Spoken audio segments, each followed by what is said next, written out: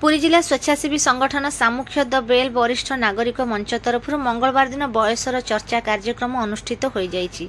ब्राह्मण बोर्डिंग छक स्थित चंद्रशेखर पाठागार ठारे आयोजित यह कार्यक्रम में जिलार विभिन्न स्थान आसिथिबा वरिष्ठ नागरिक और संगठक माने चर्चा रे भाग नै वर्तमान समय वरिष्ठ नागरिक मानक समस्या सामाजिक कर्तव्य और अधिकार विषय में मतव्यक्त करथिले।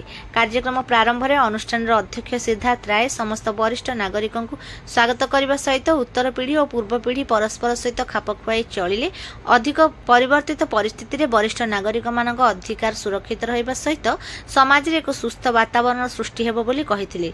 कार्यक्रम में मुख्य अतिथि भाव जोगदे राष्ट्रपति पुरस्कार प्राप्त शिक्षक रघुनाथ महापात्र स्वच्छल थिबा वरिष्ठ नागरिक माने निजर अधिकार अपेक्षा निजर सामाजिक कर्तव्य प्रति अधिक ध्यान देवा आवश्यक बोली कहिथिले। विशिष्ट स्तंभकार हरिशंकर मिश्र कार्यक्रम को संयोजना करथिले। पुरी तथा विभिन्न ब्लॉक अंचल आसिथिबा वरिष्ठ नागरिक कमिटी सदस्य माने सहरांचल अपेक्षा ग्रामांचल रे बसवास करुथिबा वरिष्ठ नागरिक माने अधिक आईन विषय जानि नथिबारु सेमानक पई सरकार और सामाजिक अनुष्ठान अधिक ध्यान दे कार्य करिवार आवश्यकता अछि बोली मत देइथिले।